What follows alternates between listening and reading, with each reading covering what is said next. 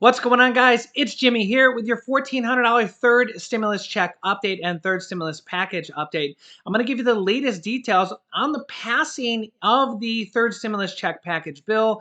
We know that it has already passed the U.S. House of Representatives. It is now at the Senate, and I'm going to give you the latest details of that. We're going to hear directly from the Senate Majority Leader Chuck Schumer on the passing and when to expect that of the third stimulus check package, as well as what is in there. What we currently know is $1,400 stimulus checks for adults, $1,400 stimulus checks for children, and $1,400 stimulus checks this time around for adult dependents and college student dependents, although that check will go to the person who claims them as a dependent, similar to an adult who claims a child. The child stimulus check will go to the adult who claims them on the tax return. If you have a new child, you probably should file your 2020 tax returns ASAP so that the IRS knows about them, so will get stimulus checks for them. And also for income qualifications, if you made less money in 2020 and you got a reduced check or something like that previously, file your tax returns right away, and they'll go by your newest tax return data of what they have officially received, and they have to stamp it in and stuff like that. So if you need to get your 2020 tax returns in for any of those reasons, do them as soon as possible.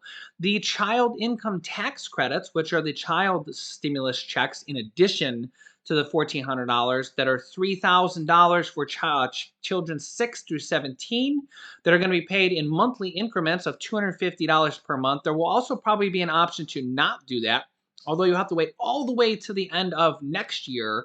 I guess probably about a year from now, when you do your taxes next year, you could get that as a child income tax credit, or you can start claiming that a few months from now with monthly stimulus checks that the IRS is going to send out, which is probably what 90% plus of people will do. I'll help you guys how to claim that once that becomes available. I believe they're going to set up a portal to do that and set up the payments and stuff like that. But it'll be $250 per month per child for children over the age of 6 through 17, $3,000 for 1 year, and $3,600 for 1 year for children under the age of 6, or $300 per month. There's already Democrats pushing to make this a more permanent increase. Right now, the income tax credit is $2,000, so they're increasing it to $3,000 and $3,600. Although you can't get it in monthly payments, and you have to get it on a tax return, and there's all these stipulations. I mean, you do get it, but they're increasing it by 50 to 75% now, and they're going to give it to you in the form of monthly payments if you want, which is really great. So let's head over to Chuck Schumer, who is the Senate Majority Leader on the third stimulus check package. Make sure to subscribe down below so you don't miss out on new updates on the third stimulus check package, the next stimulus package, which is called the Build Back Better package, as well as the other things we cover on this channel. $10,000 of student loan forgiveness, which Joe Biden is in favor of and likely will be big news after they pass this package, as well as the possible $200 per month Social Security increases and all the other stimulus packages and details like mortgage assistance, rental assistance, property tax assistance, utility assistance, and hazard pay, and all that good stuff. So hit the like button and let's jump right in. Okay, good afternoon, everybody. So our caucus just finished a really fine virtual discussion with President Biden, and Senate Democrats are committed to passing the American Rescue Plan to crush the virus, recover our economy, and deliver help to Americans who need it the most. President Biden made his pitch today to our entire caucus, and he said we need to pass this bill and pass it soon. That's what the American people sent us here to do, and we have to get America the help it needs. We've had the worst health care crisis in a century, the worst economic crisis in 75 years, and we need to deliver. We're on track to send the American Rescue Plan to the President's desk before the expiration of the enhanced unemployment benefit, which occurs on March 14th. We could take it up as soon as tomorrow. I expect a hearty debate. I expect some late nights on the floor. But American people are overwhelmingly in support of this legislation. A majority of Democrats, independents, and in many polls, Republicans support this bill. It seems the only group that doesn't support this bill are Senate Republicans and House Republicans. But the American people, including Republicans, show very strong support for this bill. And they know, and the reason is simple. We have to crush the virus. We have to get our economy back on track. We have to get Americans back to work. And we all know how the bill delivers. $1,400 in additional direct payments to struggling Americans. That's the $2,000 check that we promised, the $600 from before and the $1,400 now. It'll help our schools reopen as safely and quickly as possible. It'll help small businesses get roaring back. It'll keep teachers and firefighters and bus drivers who work for governments to continue to work. It continues the assistance for the jobless and the hungry. And it funds in a far more robust way than President Trump even contemplated distribution of life-saving vaccines, the linchpin to overcoming and ending this pandemic. Every member of our caucus, I believe, has had input into the bill we will put on the floor. We are working in concert with the President and the House, and we all know that job number one is pass this bill. So we'll begin consideration of the American Rescue Plan as early as tomorrow, and we'll have the votes we need to pass the bill. Our message to the American people is very simple. Help is on the way. And now, Senator Durbin, in his green tie. Thanks, Senator Schumer. Now that the House has done their part, we have to do ours, and we start this week. We're beginning the reconciliation ordeal, and many of you have witnessed it. It is, as Senator Schumer said, it means many long nights and many amendments that, frankly, don't go to the heart of the issue, but are attempts to divert us into some other political question. I think our caucus is focused as it should be. We know the American people are counting on us. We don't have a day to lose. We need to put that money into buying vaccines and distributing them as quickly as possible. There should be no questions asked about that. We've got to keep our word to the American people about the second half of that $2,000 payment. We've got to make sure that those who are unemployed don't find March 14th to be a disaster day, but a day of continuity so their families can continue to be fed. This is Joe Biden's initiation. It's his centerpiece of his administration. It's his demonstration to the American people that he heard them loud and clear as he was campaigning across America. We are going to come together, face the reality of this pandemic, and put it behind us. And I think Joe Biden is going to persevere and, with our help, succeed in charting a new day for America. Senator Murray. Thank you.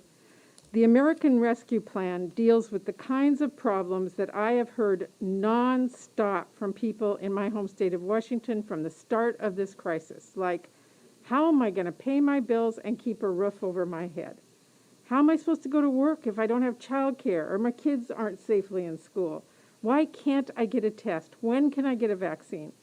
So it's no surprise to me there is such strong support nationwide for the policies we are about to send to President Biden's desk.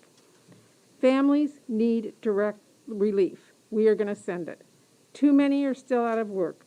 We're going to prevent expanded unemployment benefits from expiring on March 14th. We'll get help to get vaccines in arms faster, hire and train more public health workers, and ramp up testing capacity. We'll invest in programs to counter the disproportionate harm COVID-19 has caused, specifically to communities of color and tribes, and expand affordable insurance to families. We'll give schools much-needed resources to help students get back to classrooms for in-person learning safely and stabilize our struggling childcare sector, both of which are critical to helping women and working families get back to work. Speaking of vaccines, President Joe Biden says that the U.S. will have vaccines for all adults in the entire United States by May, which is only about 2 months from now. President Joe Biden said today that the U.S. will have enough vaccine supply to vaccinate all American adults for the virus by the end of May, crediting a, quote, stepped-up process underneath his administration. He has also made the announcement while outlining a partnership between Merck and Johnson & Johnson to produce the Johnson & Johnson single-dose vaccine. Biden says, quote, when we came into office, the prior administration had contracted for not nearly enough vaccine to cover adults in America. We have rectified that. That does seem like a big step up because my mom, who's in her 70s, just barely got her first vaccine. She was literally on like every list, like CVS, Walgreens, the hospital, Cleveland Clinic, and like everything. And like every day she had to call, and she really wants to get this. And finally, she just got her first vaccine. And it seems like people like my age are nowhere even close to even having the possibility of getting the vaccine, so it does seem like it's forever away if you're, somebody my age. But apparently they're going to have enough vaccines for everybody within the next 2 to 3 months. So that seems like a huge step up in the amount of vaccines that they're going to have compared to today. Let me know how your process is if you've been trying to get a vaccine. Have you been able to, or have you been stuck? Because here in Ohio, it's it's not going very well. People who are even in the age group to get one can't even get one, and it literally takes weeks to even find one place to do it. So it's not going well here. Let me know how it is where you are. Really, the next big thing is we really don't know at this point if the $15 an hour minimum wage is going to be trying to be voted on in the Senate. Senator Bernie Sanders, who's the Senate budget chairman, says that he's going to try to force a vote, possibly with the $15 an hour minimum wage, and see what happens. Although I think Chuck Schumer is not going to do that. He's going to, honestly, I can't even say that because they have not told us if they're going to include the $15 an hour minimum wage or not. A lot of the news has been negative towards that. Like, it looks like it's not going to make it, but there's still a lot of people pushing to do it, and they have not given us the final deadline of if they're going to try to pass it with the $15 minimum wage, see if it passes, and if it doesn't, then take it out and literally vote on it again right away or not. Here is Representative Jayapal, who's one of the most outspoken people for this, on what she thinks is going to happen. I want you to listen to South Dakota Senator John Thune. This was his take on the minimum wage over the weekend. The minimum wage is something that is particularly troubling and harmful at a time when you're trying to get people back to work. I worked for less than the minimum wage. I worked for the minimum wage. I started bussing tables at $1 an hour. I went up to $2.25 when they moved me up in the place, and then I finally made it to cook, which was big time. That was $6 an hour. What you're essentially telling those businesses in South Dakota that I just mentioned, that you're going to increase the amount of money that they have to pay their workers by over 50% increase. You got to love the Tim Scott standing there to provide the patina of diversity over that round of words, that basket full of words. What do you make of John Thune's argument? Because his $6 an hour would be $20 an hour now if you account for inflation. But your thoughts? Well, he's just so out of touch with where regular people are and struggling at the bottom end of the wage scale. And, there's 27 million people, Joy, that would be lifted up in terms of their wages, 1.3 million that would be lifted out of poverty. 30% of Black workers would get a raise. 26% of Latinx workers would get a raise. So this is an issue that the senator is fondly remembering some time when it was just young people in their first job working a minimum wage. That is not the case today. Adults with families stay in minimum wage jobs for years at a time. And so it is just a myth that, number one, it's not going to lift a lot of people up out of poverty, that it's not deeply essential after 12 years of not raising the wage. And number two, Joy, this is a policy that is popular with Democrats, Republicans, and independents. Just let's not forget that Florida went for Donald Trump in the last election and voted a $15 minimum wage through with a supermajority of voters. Yeah, you make a really good point, because every time minimum wage goes on the ballot, almost every time, it passes. And it's actually a really popular bill across political parties. I wonder if you think that because this is such a popular policy across the voters, whether they're right, left, or center, are Democrats, in your view, making a mistake by not either overruling the parliamentarian, which the Vice President of the United States could do, or coming up with some sort of workaround. I know Bernie Sanders has a workaround where they would use a tax penalty for people who don't go to $15 an hour. Do you think the Democrats are making a mistake by already saying they won't mess with the filibuster, which would be the easiest way to pass what is a very popular policy? Well, I've already said that I think that the parliamentarian should be overruled. That is not unprecedented, as you know.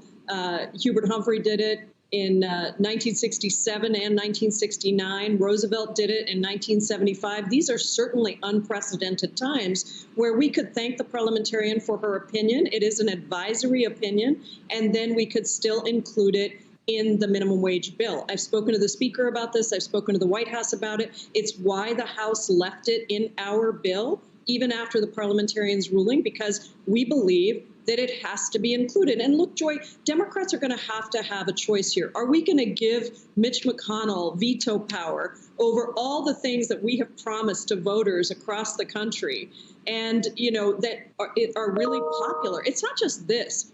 It's the Voting Rights Act. It's immigration reform. It is so many. It's getting money out of politics with H.R. 1. There are so many things that we have promised. Voters gave us the House, the Senate, and the White House, and we're either going to have to include things in reconciliation or we're going to have to reform the filibuster. Frankly, we're probably going to have to do both because there are some things that can't be included in reconciliation. So yeah, that just goes to show you that that's the reason why the Democrats left it in the bill in the House when they passed it in the U.S. House of Representatives. If they have to amend that out again, it's not a big deal. They'll just literally vote on it. Once the Senate passes it, we're good to go. The House will literally vote on it that same day or the very next day, depending on what time the Senate passes it. But they might be still trying to pass this with the $15 an hour minimum wage. And then, like, if they lose the vote, if they can't pass it, then they might just take it out and re-vote on it the very, same day or the very next day. I will keep you updated on this. I will have another video for you guys at 11 p.m. Eastern time tonight, as there's literally new information coming out by the hour, and we're getting very, very close. So 11 p.m. Eastern time tonight, which is a few hours from now, or 8 p.m. West Coast time, same time, different time zone. And make sure to subscribe down below so you don't miss out on new updates. Click the bell icon once you subscribe to get notifications when we go live. Click it to all notifications. You can click this top video here to watch my newest stimulus check video next. And this video teaches you how to start your own business selling products on Amazon FBA. I have dozens of students that have replaced their 9-to-5 income selling products on Amazon, and I teach them how to do that. Click on one of those videos next. Thanks, guys, and I will see you in the next video.